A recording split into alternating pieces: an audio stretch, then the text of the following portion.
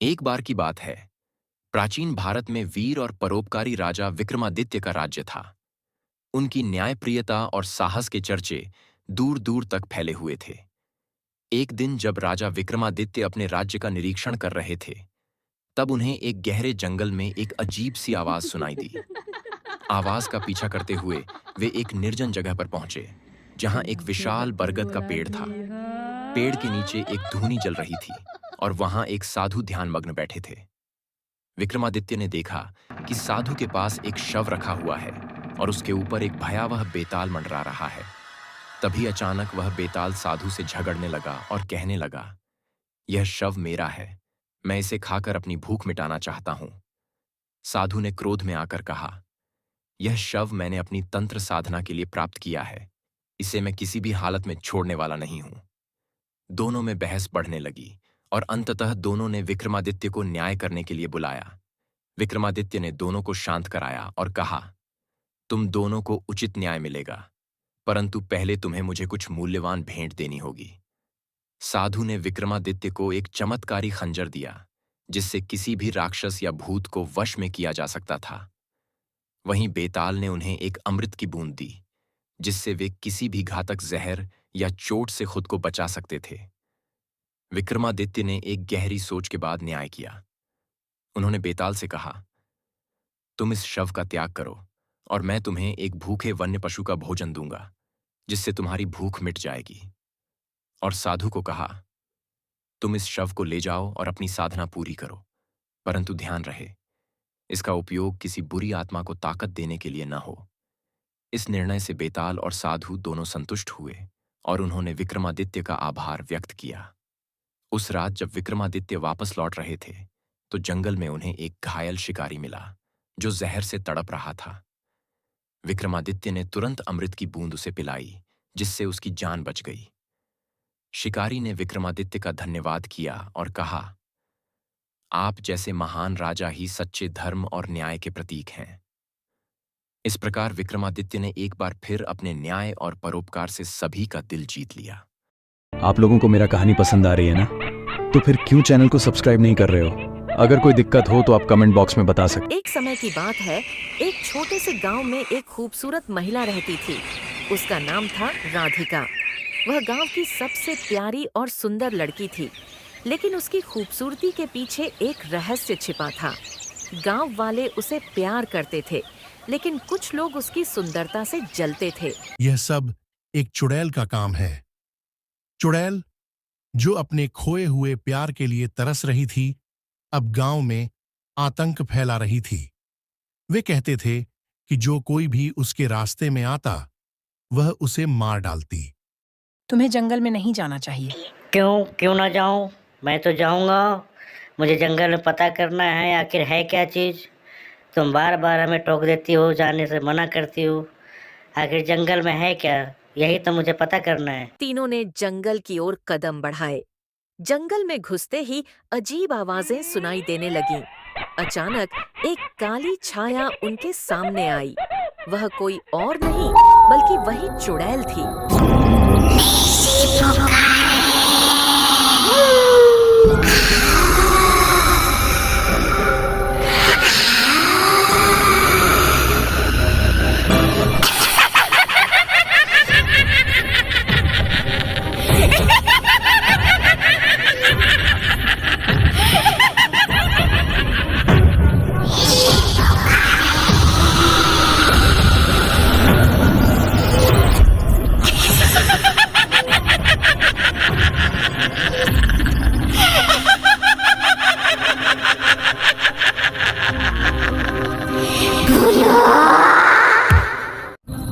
दोनों ने तय किया कि वे शाम को जाएंगे। जब वे पेड़ के पास पहुंचे, तो वहां अजीब सी खामोशी थी। अचानक एक हल्की हवा चली और पेड़ की पत्तियां खड़खड़ाने लगी। तभी एक स्त्री आकृति वहां प्रकट हुई। वह चुड़ैल थी, जिसका चेहरा बहुत डरावना था, लेकिन उसकी आंखों में एक अद्भुत चमक थी। चुड़ैल ने कहा, तुम लोग क्यों आए हो यहाँ? क्या तुम्हें डर नहीं लगता? आरव ने हिम्मत जुटाते हुए कहा, हम डरने आए नहीं, बल्कि जानने आए हैं। आप सच में चुड़ैल हैं? चुड़ैल ने मुस्कुराते हुए कहा। हाँ, मैं चुड़ैल हूँ, लेकिन मैं इतनी बुरी नहीं हूँ जितना तुम लोग समझते हो। सिया ने चौंकते हुए पूछा, लेकिन लोग कहते हैं कि आप बुरी होती हैं। चुड़ैल ने अपनी कहानी सुनानी शुरू की। मैं एक बार एक सुंदर लड़की थी, लेकिन एक जादूगर ने मुझे इस रूप में बदल दिया। मेरा दिल हमेशा दुखी रहा। मैं चाहती थी कि लोग मुझे समझें और डरे नहीं। चुड़ैल बोली, मुझे अकेलापन और प्यार चाहिए। उसकी कहानी सुनकर राधिका ने महसूस किया कि वह चुड़ैल भी एक समय में इंसान थी, जिसे धोखा मिला था। राजू ने कहा, अगर हम तुम्हारी मदद करें, तो क्या तुम हमें जाने दोगी? चुड़ैल ने सहमति दी। राधिका और राजू ने मिलकर चुड़ैल की कहानी गांव वालों को सुनाई। धीरे धीरे गांव वालों ने उसकी आत्मा को शांति दी। उस रात चुड़ैल ने आखिरी बार मुस्कुराकर राधिका और राजू का धन्यवाद किया और हवेली से चली गई। गांव अब फिर से सुरक्षित हो गया और राधिका और राजू ने एक नई दोस्ती की कहानी बनाई। इस तरह एक डरावनी रात ने सबको एकता और प्रेम का पाठ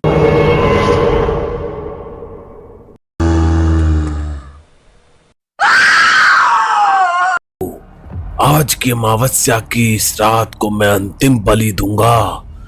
शैतान, तुझे मेरी इच्छा पूरी करनी होगी।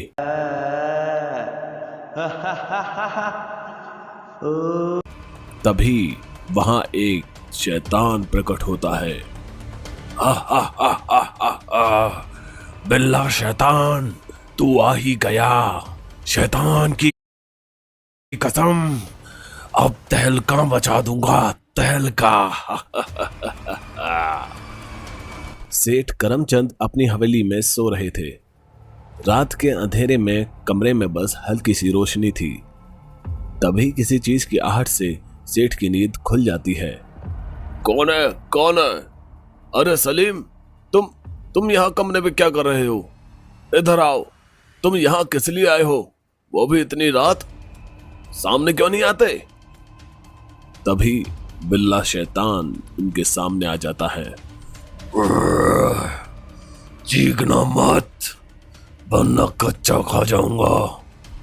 अरे ये क्या है? कौन हो तुम? क्या चाहते हो? इतनी देर में बिल्ला शैतान उसे दोनों हाथों से पकड़ता है और हवा में उठा लेता है और कहता है, तिजोरी कहाँ है? सेठ इशारे से कहता है, वहां उस दीवार के भीतर। तभी कमरे से सेठ के चीखने की आवाज आती है। सेठ को शैतान ने बुरी तरह मार दिया होता है और दीवार भी टूटी होती है, जहां से वह शैतान तिजोरी लेकर जा चुका होता है। उधर शैतान उस अघोरी के पास सोने और पैसों से भरी हुई तिजोरी लेकर आता है। आहा, इतना सोना! वाह ले, तूने कमाल कर दिया। इन सब से मेरा मन नहीं भरेगा। अभी तुझे मेरा और भी काम करना है। फिलहाल मुझे सुंदर कन्याओं की जरूरत है। समझ गया ना तू? सुंदर कन्या जिसे मैं अपनी दासी बना सकूं। जा, मेरा हुक्म है, लेकर आ शहर की सबसे सुंदर लड़कियां। शैतानी बिल्ला बोला, मुझे नहीं पता सुंदरता क्या होती है। मैं बस तू जिसे कहेगा उसे ले आऊंगा। तो तू ऐसा कर, शहर की सभी जवान लड़कियों को उठाकर मेरे पास ला। अगर वो मेरी दासी बनने लायक है तो उसे मैं रखूंगा, और इस काबिल नहीं तो तू उसे खाकर अपनी भूख मिटाना। इसके बाद रोज जगह जगह से वह शैतानी बिल्ला लड़कियों को उठाकर उस तांत्रिक के पास लाने लगा। उस अघोरी तांत्रिक को जो लड़की पसंद आती उसे वह अपनी गुलाम बना लेता और एक कोठरी में कैद कर लेता। बाकी जो उसको नहीं पसंद आती थी उसे वह शैतानी बिल्ला मार कर खा जाता। पूरे शहर में शैतानी बिल्ले का आतंक मचा हुआ था। लोग अपने अपने घरों में डर डर के रहने लगे थे। ऐसे ही एक दिन एक घर में बहन शीतल, ये लो, मैं ये हनुमान जी का सिंदूर लेकर आया हूँ। पंडित जी ने बहुत पूजा पाठ करके मुझे यह सिंदूर दिया है। इसे तुम अपने पास रखना, यह बुरी बलाओं से तुम्हें बचाएगा। कुछ दिन बाद सब लोग सो रहे होते हैं, तभी शैतानी बिल्ला वहां आ धमकता है।